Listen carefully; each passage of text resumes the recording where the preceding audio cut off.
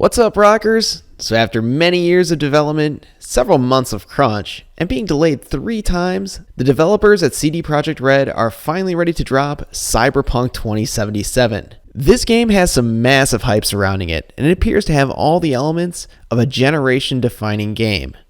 Now, that might be giving into the hype a bit, and I wouldn't know as I'm recording this prior to when the game comes out. But this game appears to have all the elements that will make it a game that we're talking about for years to come. With a game of this magnitude about to drop, one would think that Sony would be doing some sweet custom controllers to commemorate such an occasion, right? Well, I mean, Xbox has one, so Sony must be doing it too, right?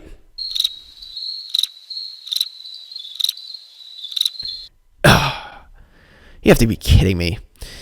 Yep, that's really just too bad. I guess that means we're just going to have to make one ourselves. So let's roll that intro and jump into how we're going to pull this build off.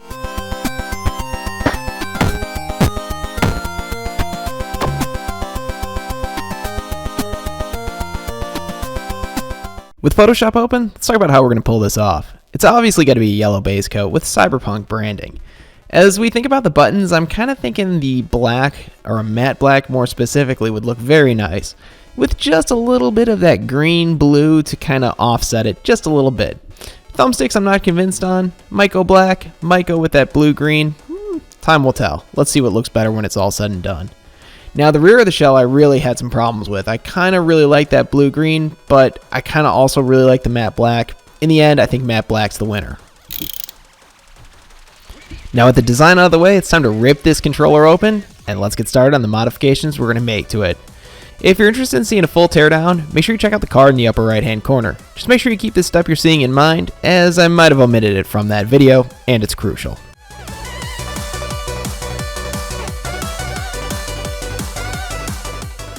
Now with the controller disassembled, let's send the front plate over to Pucho Magic.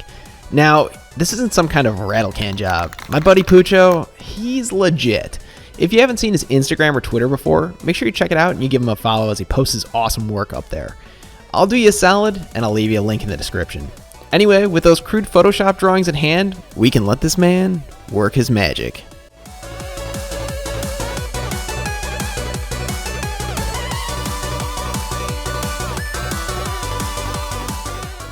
Man, that controller's looking great, and I think Pucho's got another banger on his hands. As for me, I've been busy too, working on some molding and casting, and specifically working to get these buttons all molded up and get them ready so we can make some nice matte black ones. If you're interested in learning more about molding and casting, make sure you check out the card in the upper right hand corner.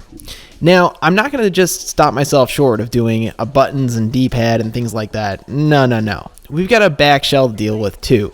So I'm going to mold and cast this rear shell so we can make custom rear DualSense controller shells.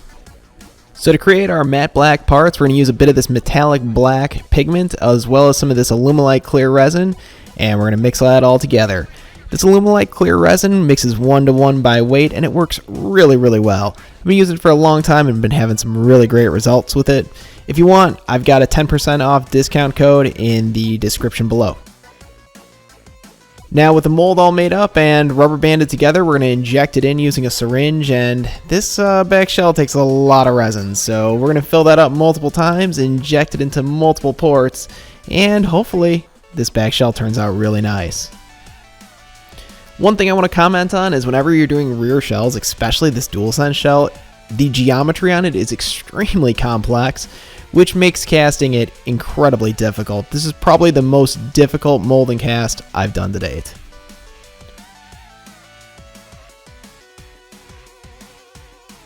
Now with all those molds filled up and ready to go, it's time to throw them into the pressure pot, and we're going to subject these parts to about 70 psi of pressure because we want no air bubbles.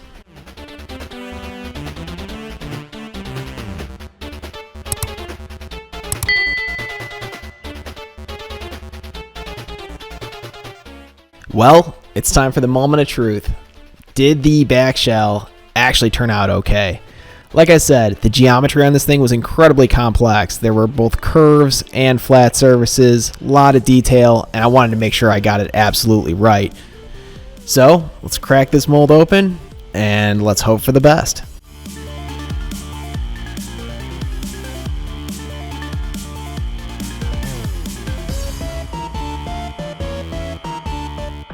That rear shell's looking pretty good. Is it absolutely perfect? Not absolutely perfect. There's some flashing, but that's easy enough for us to get rid of. We're going to use a little bit of flush cut and some files, and we'll be able to take all that flashing off. No problem.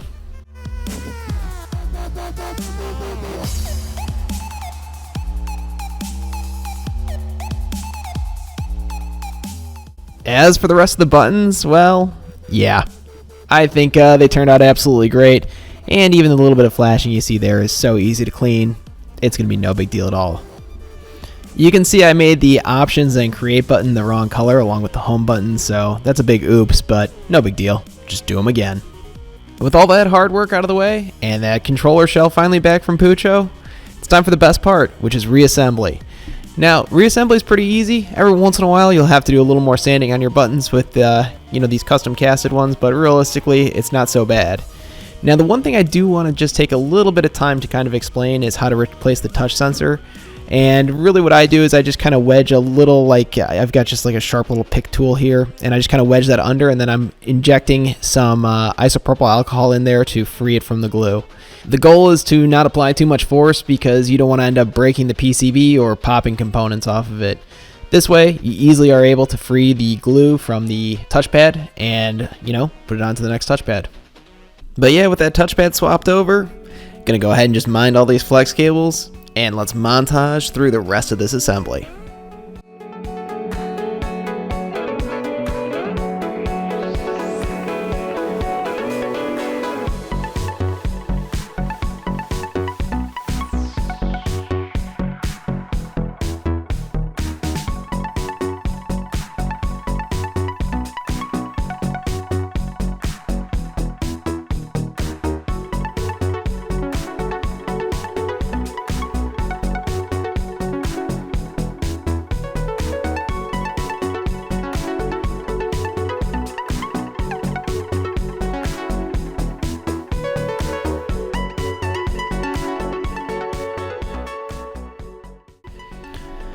And with that faceplate finally snapped back on, it's time for us to admire our work. Overall, this controller turned out absolutely amazing, and some of the very fine detail that we picked out early on in the planning stages really came to life. For example, on that rear shell, the reason why we went with the casting instead of just painting it is because of the very fine detail that exists on there. If you take a really close look, you'll notice that they use circle, cross, square, and triangle, and those add a little extra grip, and the silicone mold and the casting that came off it captured that detail absolutely perfectly. The other fine detail is that options, create, and home button, because I'll tell you what, that little bit of blue-green really adds a lot of pop between the yellow and the matte black. If you guys haven't checked out Pucho Magic before, make sure you give him a shout. Links to his social media are in the description below. But yeah, guys, my copy of Cyberpunk just showed up, so with that being said, I'm gonna have to get out of here, and I'll catch you guys for the next one here soon. If you enjoyed this video, make sure you check out this one here at the end, because I bet you're gonna enjoy it.